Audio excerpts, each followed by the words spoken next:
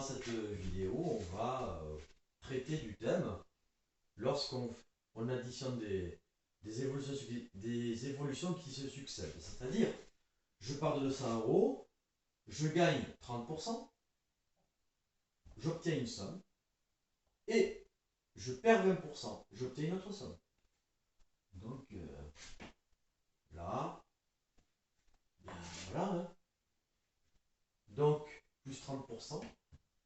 Bon, moi, je ne vais pas m'amuser à faire les tableaux de proportionnalité parce qu'on pourrait le faire comme ça. Un tableau, 200 fois 30 centièmes, et ensuite j'ai. Bon, moi, voilà, 30, je fais le coefficient multiplicateur. Voilà, 1 plus 30 centièmes, ce qui fait 1,3. Donc, moi, je vais multiplier par 1,3. Donc, 200 fois 1,3 va nous donner 260. Là, j'arrive à 260. Bon, ensuite, je perds 20%. Bon, je vais calculer mon coefficient multiplicateur et j'obtiens 0,8. Et là, ben, je fais 260 fois 0,8, j'obtiens 208. Bon, maintenant, oh mais je vais être plus malin. Je vais être plus malin. Hop, on va pas s'embêter là. On fait deux calculs. Ben, 30% moins 20%, ça fait plus 10%.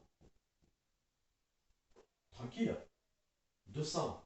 Ben, voilà, hein, 1 plus 10 centièmes, ça va plus vite. Pourquoi en faire 2?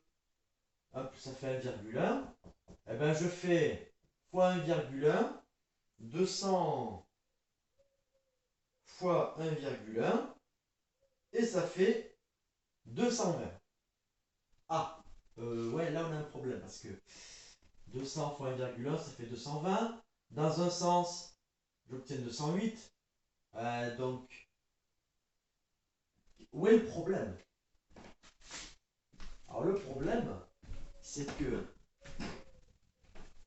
dans une autre vidéo, j'ai justifié que ces coefficients multiplicateurs marchent, voilà, par un développement. J'ai mis en relation deux égalités. Par contre là, j'ai affirmé quelque chose. J'ai affirmé que, ah bah 30, bah, pour faire tout le long, j'ai qu'à additionner les pourcentages. Alors ça, c'est une règle que je me suis inventée. Je me suis raconté des histoires et je me suis planté. Donc voilà. Donc ça ne marche pas.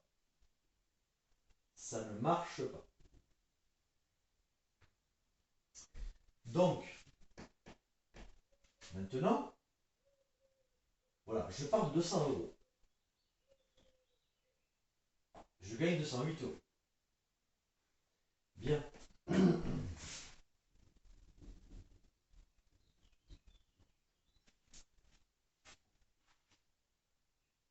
Donc, ici, comment est-ce que je peux faire pour trouver l'augmentation du pourcentage? Bon, la méthode classique, et je vais m'en tenir pour cette vidéo qu'à cette méthode. De 200 à 208, j'ai gagné 8 euros. Bon, 8 euros sur un départ de 200, c'est égal, donc 8 divisé par 200, ça fait 0,04. Bon, mais ça, c'est 4%. Après, vous avez en économie vu une formule, V2 moins V1 sur V1 fois 100. Vous pouvez aussi utiliser celle-là. 208 moins 200. Donc ça, on le voit, c'est 8. Voilà, moi j'ai fait directement V2 moins V1 sur V1. Et je divise par 200. Et après, bon, pour passer de 0,04 à 4%, là, il ne restait plus qu'à multiplier par 100. Ce que je fais ici. Et ça fait 4%.